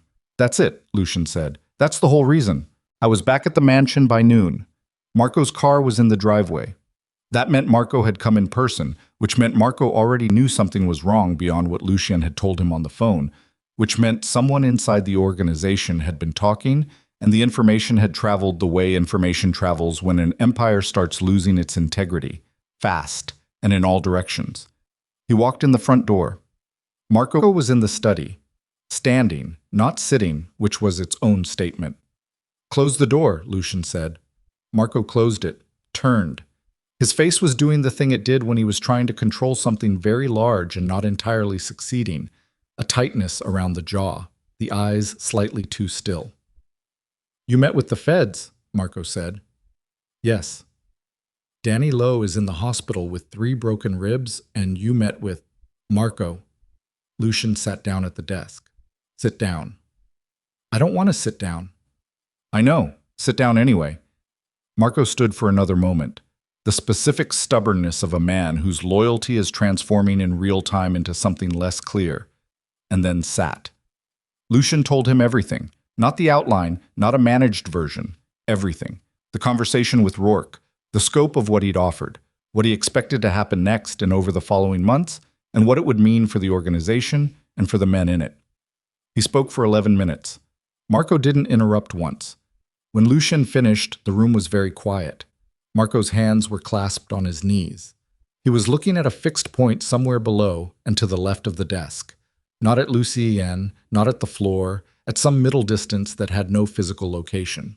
His jaw was working slightly, the way jaws work when someone is processing something that language hasn't caught up to yet. 16 years, Marco said finally. I know. 16 years I have… He stopped, started again. You understand what cooperating means for the men. Some of them have families. Some of them have… I know what it means. Lucian's voice was quiet but not soft. And I know what it means to you personally. I know what I'm asking. You're not asking, Marco said. You've already done it. Yes. Marco stood up abruptly, walked to the window, stood with his back to Lucien and his hands at his sides, and Lucian could see the muscles in his shoulders working, the physical effort of containment. If you'd asked me, Marco said to the window, if you had come to me 3 weeks ago, a month ago, if you had said, Marco, I need to rethink this, I need to find a different way, I would have figured something out with you. 16 years. I would have… He stopped. I know, Lucian said. But you didn't. You just… Marco turned around. His face had resolved into something final. Something that was not quite anger and not quite grief, and was maybe the thing that lives between them when they've been present too long. You made this decision the same way you made every other decision, alone, without talking to anyone, because that's who you are. Lucian didn't argue it. Because it was true. And arguing truth at this point would be a particular kind of cowardice he wasn't willing to perform. What do you need from me? Marco asked, the voice flat now, professional. The voice of a man who has separated the personal from the operational because surviving requires it.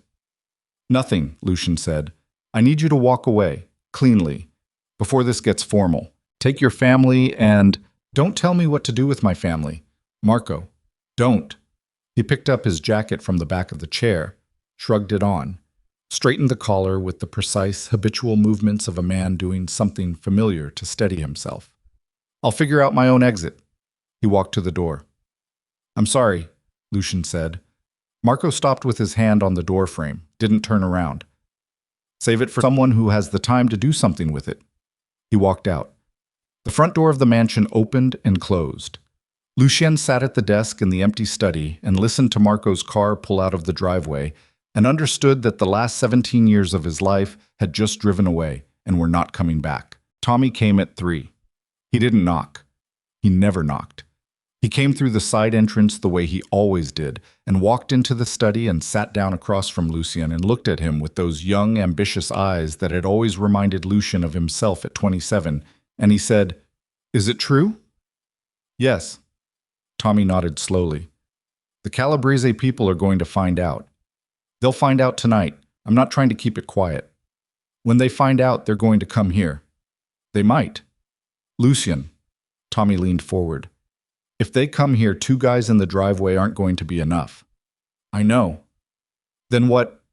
Rourke has people watching the property as of this afternoon. Not visibly, but they're there. Lucien looked at him. You need to leave, Tommy. Tonight. Don't go home first. Just go. Tommy stared at him. 27 years old, sitting in the chair across from the man he'd modeled his professional life on for 3 years, processing the complete inversion of everything he'd understood that life to be. Where? He asked. Anywhere. You're young. You're smart. Lucien paused. Get out of this world. Don't come back to it. Is that what you tell yourself? At 27? Yes, Lucien said. It is. Tommy sat with that. Then he stood up slowly, the way young men stand up when they're trying to look older than they feel. He put his hand out. Lucien looked at it for a moment. Then he shook it.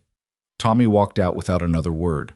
The call from Benedetti came at 7:15, not to Lucian's phone, to the mansion's main line, which still worked because Celeste had handled the bill. She had discovered it was due during her third week in the house and paid it herself from her own account without mentioning it to Lucian, which he found out about later, and which told him something about her character that he wished he'd understood sooner. He picked up the call in the kitchen. Celeste was upstairs. He was glad she was upstairs. Benedetti's voice was the voice of a man who is comfortable, settled, a man sitting in a chair that he believes now belongs to him. Moretti. Benedetti. I hear you've been having some conversations today. Word travels. Always. A brief pause. I want you to know. No hard feelings. This is business. You had a good run. Lucian's hand tightened around the phone. His jaw tightened.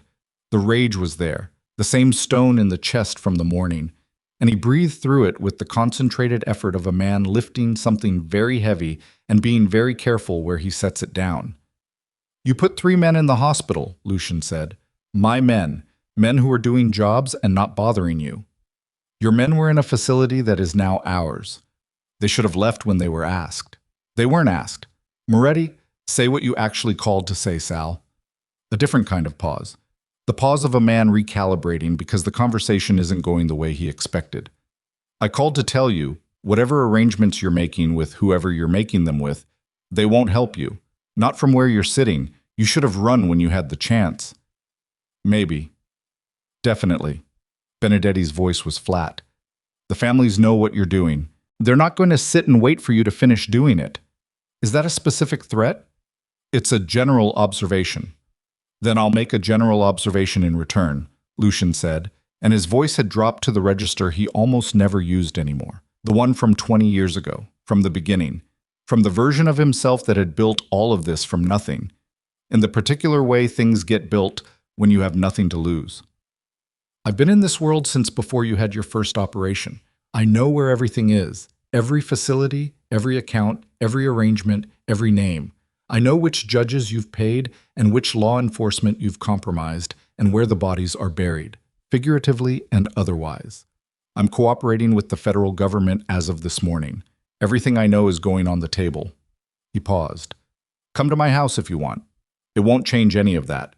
It'll just add to the charges you're already accumulating. Silence on the line. And Sal, Lucian said, the families should know. I gave them up too. Every arrangement, every meeting, every financial structure, all of it, because they came after my people, and that was the last mistake they'll make. He hung up. His heart was going very fast. He could feel it, the physical reality of it, the blood loud in his ears and his hands not quite steady where they held the phone. He had been in dangerous situations before, hundreds of them.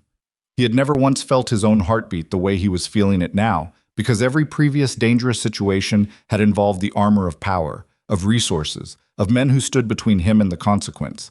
There was no armor now, just him, in a kitchen, in a mansion that was going cold, with 2 federal agents outside he couldn't see, and a pregnant woman upstairs he wasn't sure what to do with, and an empire that was dissolving like something left too long in water. He set the phone on the counter. He pressed his palms flat against the cool surface. He breathed.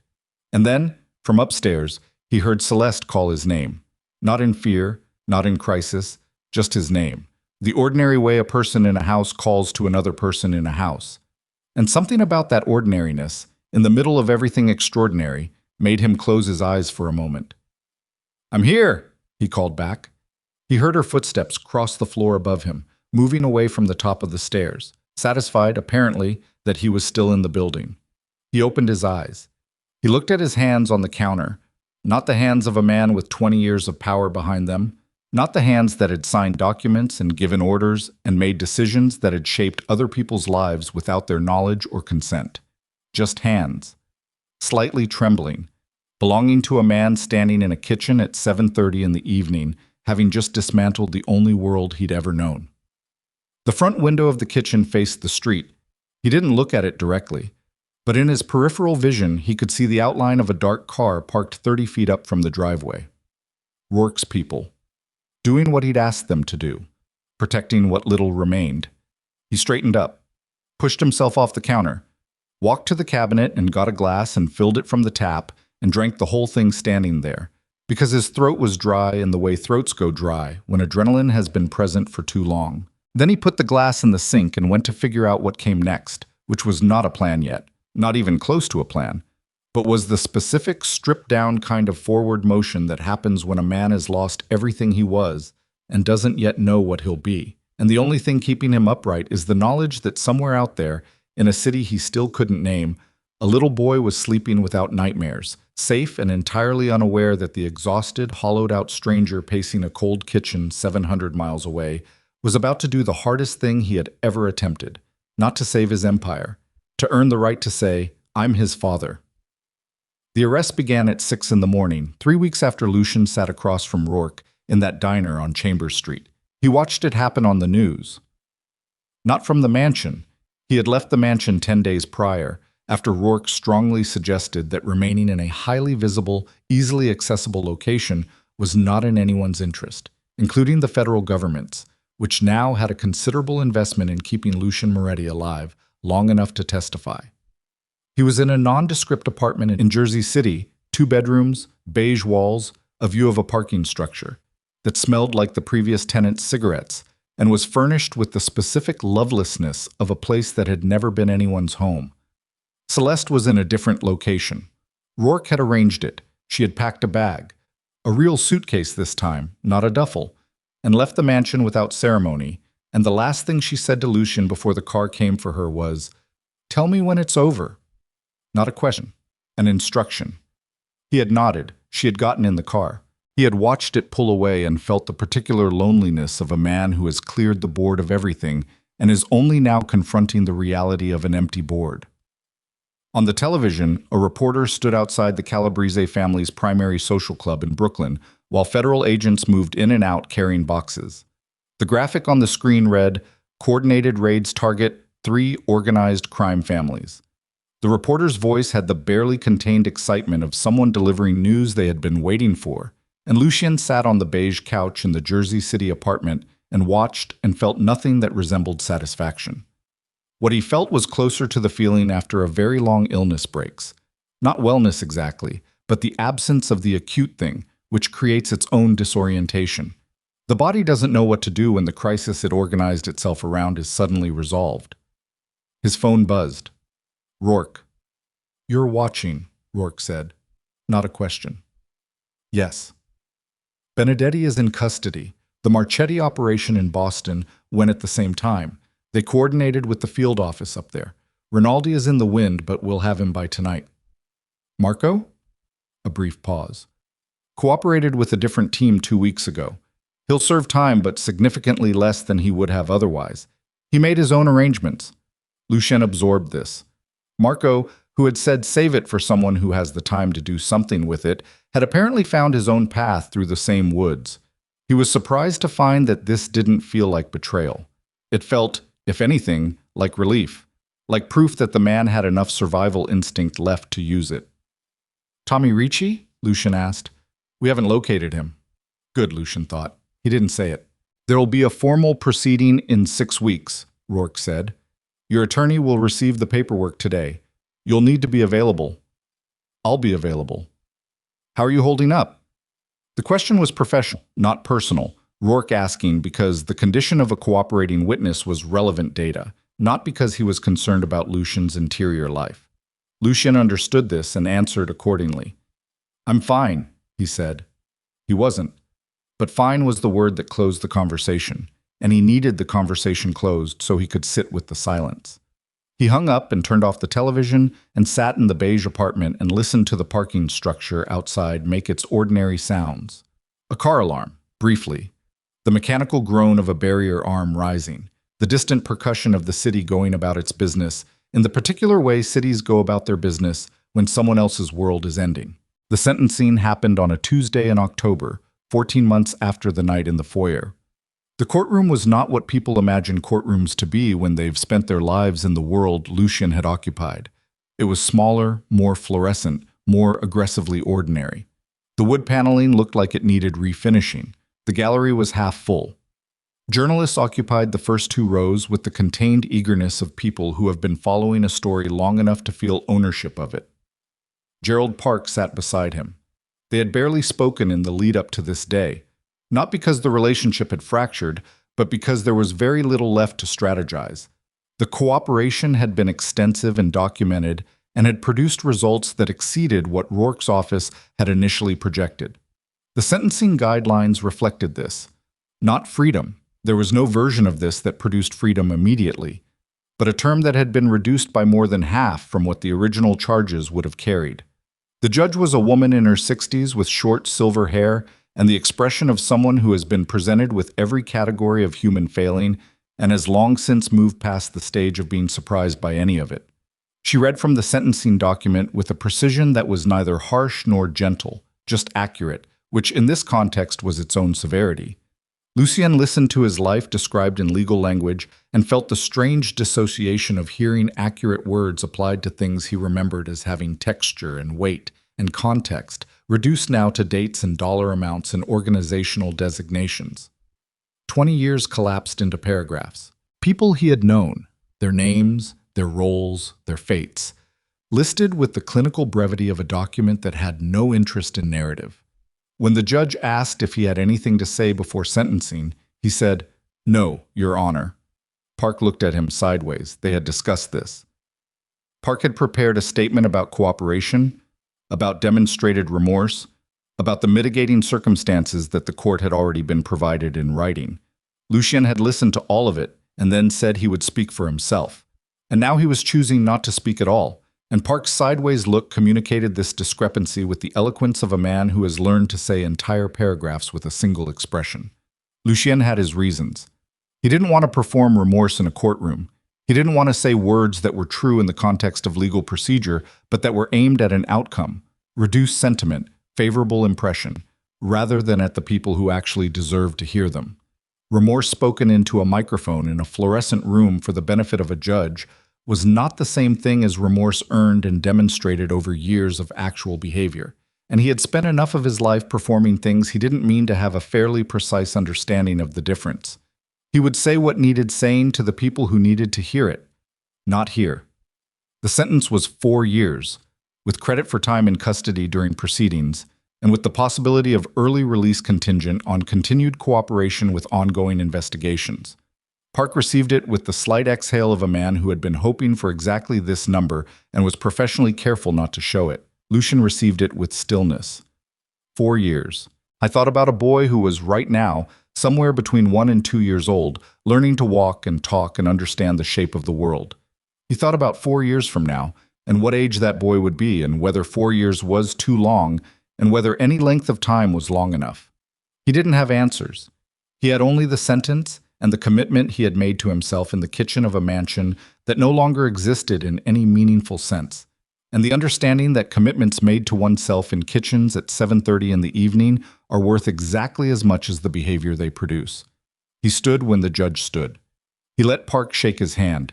He looked at the journalists in the first 2 rows who were already typing on their phones with the fluid speed of people transcribing things that have become instant history, and he thought, let them write what they write. The story they're writing isn't the one that matters. The one that matters hasn't started yet. He served 3 years and 2 months, not 4 years.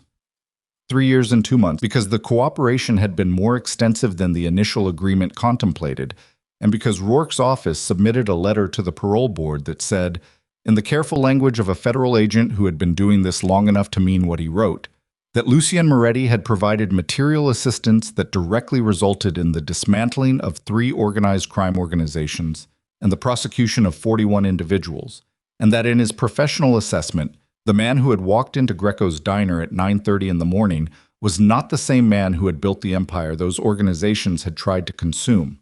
Whether that was true was a question Lucien would spend a long time with. He walked out of the minimum security facility in upstate New York on a Wednesday morning in March. The air was cold and smelled like pine and mud and the particular sharpness of early spring in the north, and he stood on the sidewalk outside the facility with a paper bag containing his personal effects and no car waiting and no one to call. He had arranged it this way deliberately. He took a bus to the nearest town. ate breakfast at a diner that was nothing like Greco's and everything like Greco's. The same eternal American diner, coffee and eggs, and a laminated menu, and a counter where a man in his 60s was working through a crossword puzzle with a stubby pencil. He ate slowly. He read the local paper. He sat with the almost hallucinogenic normalcy of a Tuesday morning in a small town where nobody knew his name and nothing was required of him, and the most pressing decision was whether to have a second cup of coffee. He had a second cup. Then he made the call he had been preparing himself for. It rang 3 times, long enough that he thought it might go to voicemail, and he didn't know what he would say to a voicemail, and then it picked up, Celeste's voice. "Lucien." "Hey." A pause that contained several things at once. "You're out. This morning. You sound—" She stopped. "Different." "Yeah." Another pause. He could hear background sounds, a television somewhere, something small and rhythmic that took him a moment to identify as a child, banging something against a hard surface with the methodical persistence of very young children engaged in the serious work of making noise. "She's 2.5, Celeste said, and her voice had changed. Something in it that was not quite soft, but was careful in the way voices get careful around things that matter. "She started talking in full sentences about 4 months ago. She doesn't stop." He closed his eyes briefly. "What's her name?" "Margot." A pause. "I named her myself. You weren't there to argue." "It's a good name." "I thought so." A brief silence. "She looks like you." "I'm not happy about it, but there it is." He almost smiled. First time in a long time. "Can I—" He stopped, started over. "I'd like to meet her. When you're ready. When it makes sense. I'm not asking for anything specific." The silence was longer this time. He didn't fill it. "I'm in Connecticut," Celeste said finally. "New Haven. I'm teaching art to middle schoolers, which is either the best decision I've ever made or a form of personal punishment. I'm not sure yet." A pause. "I'm not the same person I was either. I just want you to know that before you come." "I know." "No, you don't.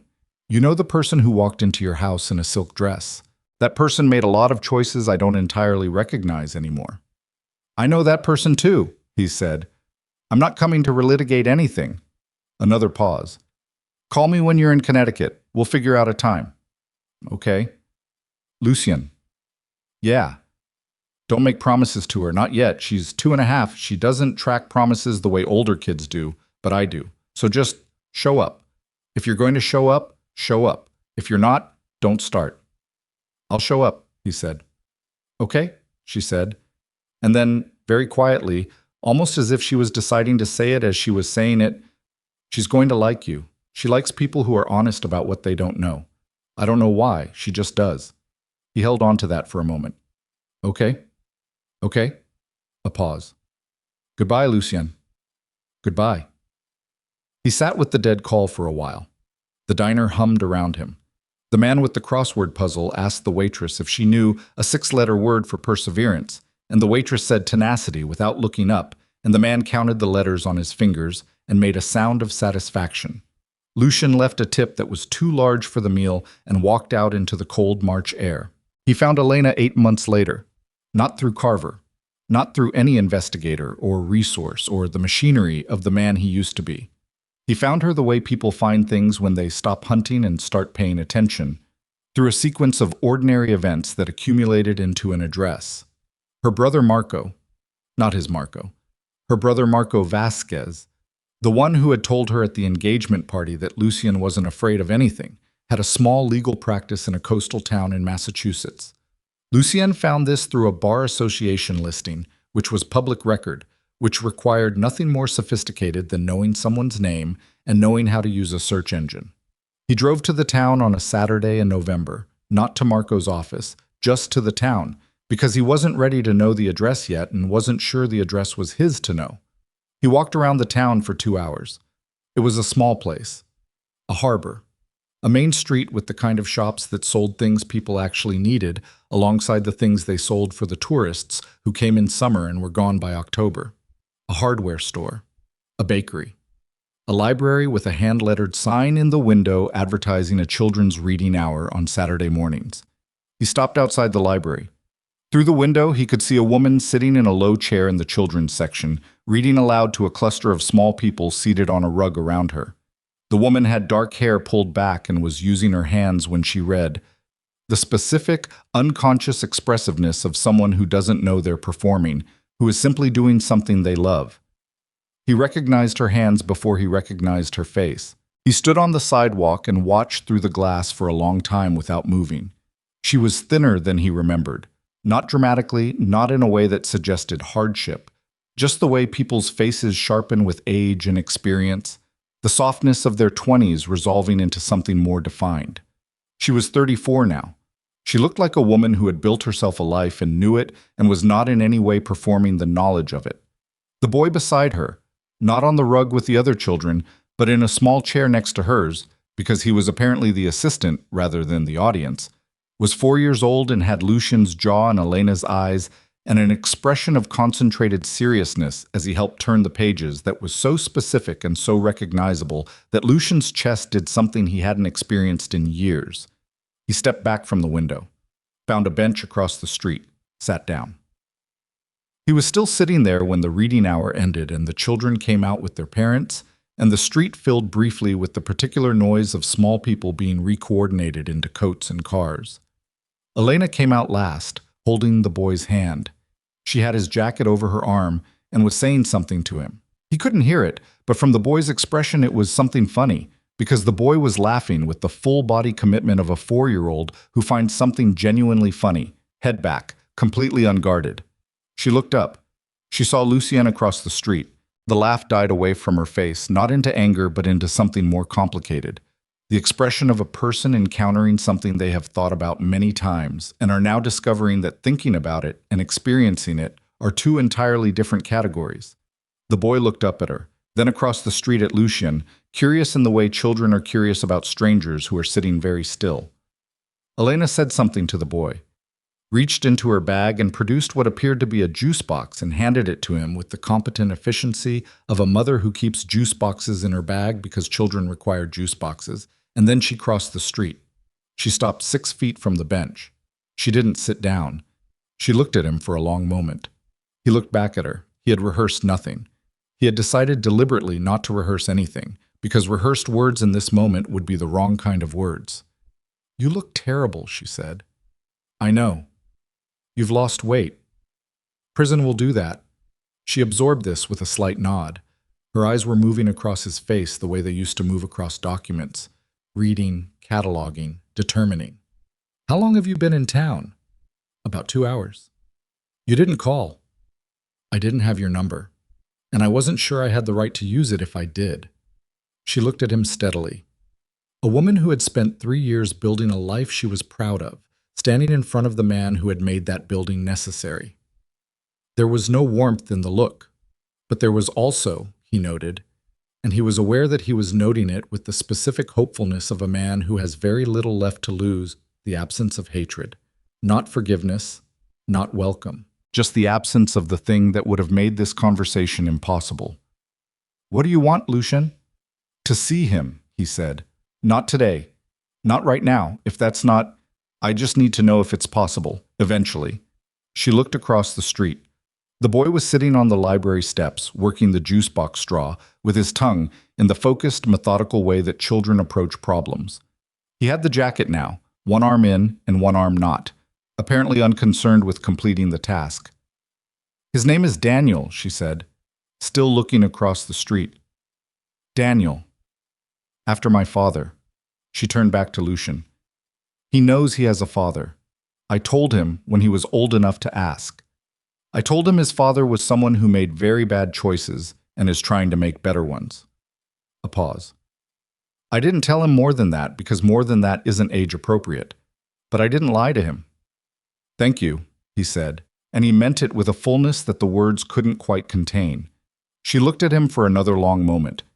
Then she sat down on the bench. Not close.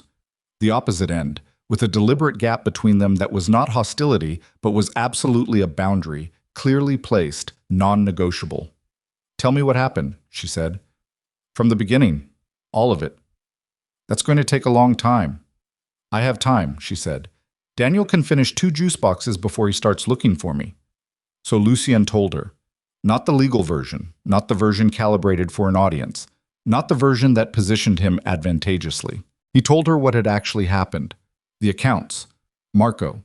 The West Side warehouse. Victor Hale. Agent Rourke in the diner. The moment in the kitchen when he'd called Rourke at 4 in the morning. The sentencing. The 3 years and 2 months. The beige apartment in Jersey City. The bus from the facility in March. He told her about Celeste and Margot. He told her that Margot existed and was 2.5 and apparently looked like him, and that he had seen her twice in supervised visits in New Haven, and that both times she had studied him with the intense, unblinking assessment of a toddler determining whether a person was worth her attention, and had apparently concluded that he was, provisionally, because she had fallen asleep against his arm during the second visit. He did not edit himself. He did not manage her reaction.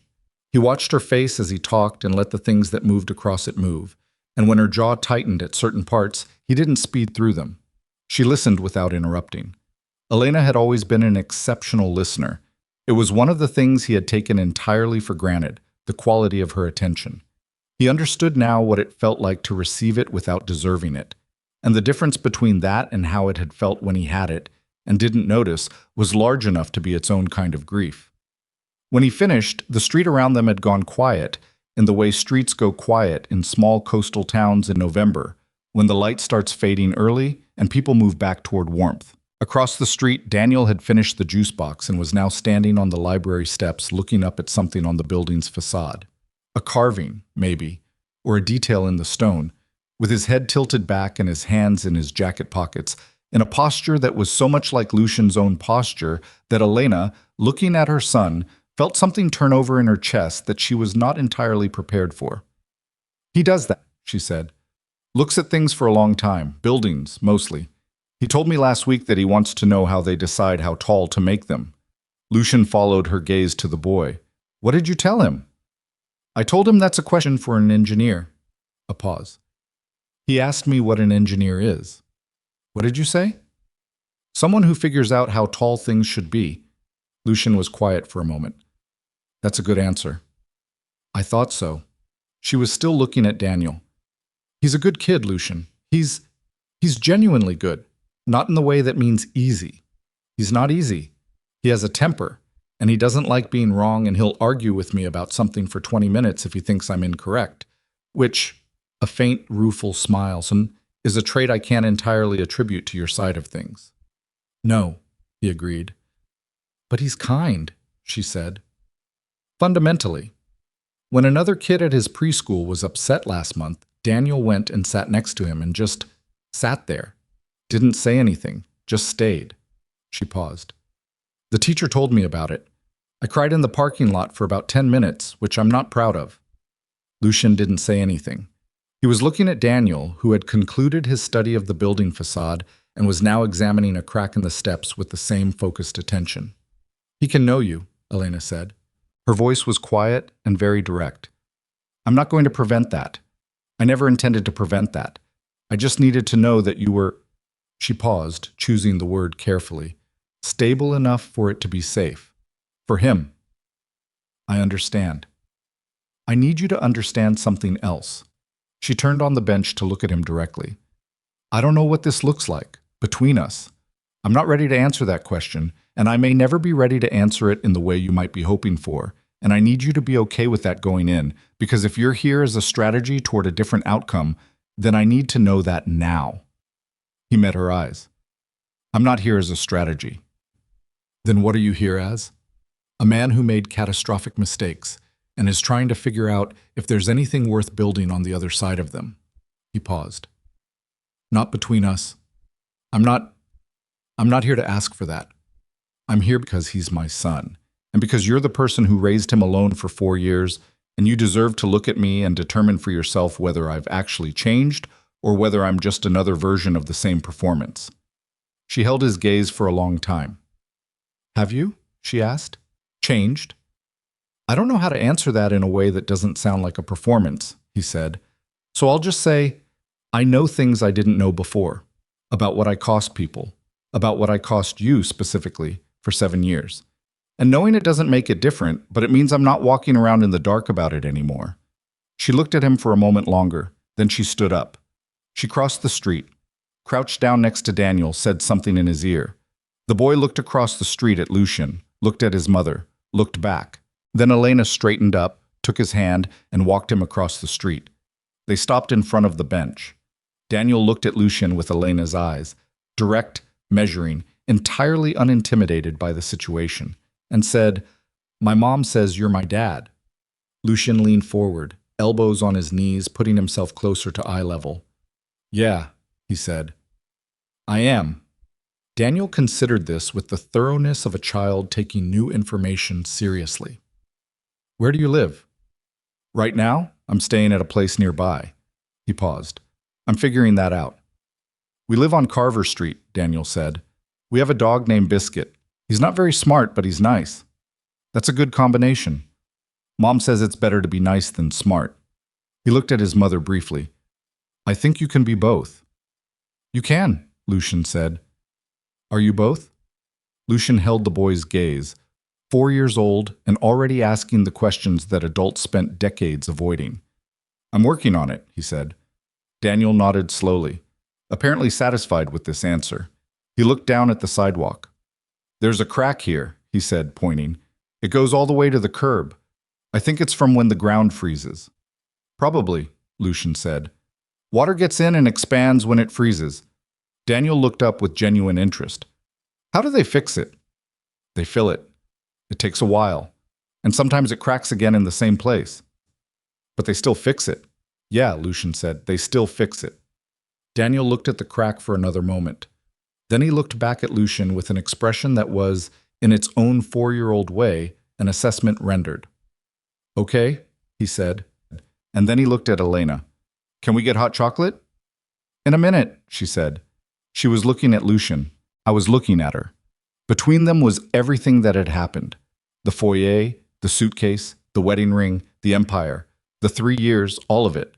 And also somehow the crack in the sidewalk and a boy's straightforward willingness to receive an honest answer and call it enough for today.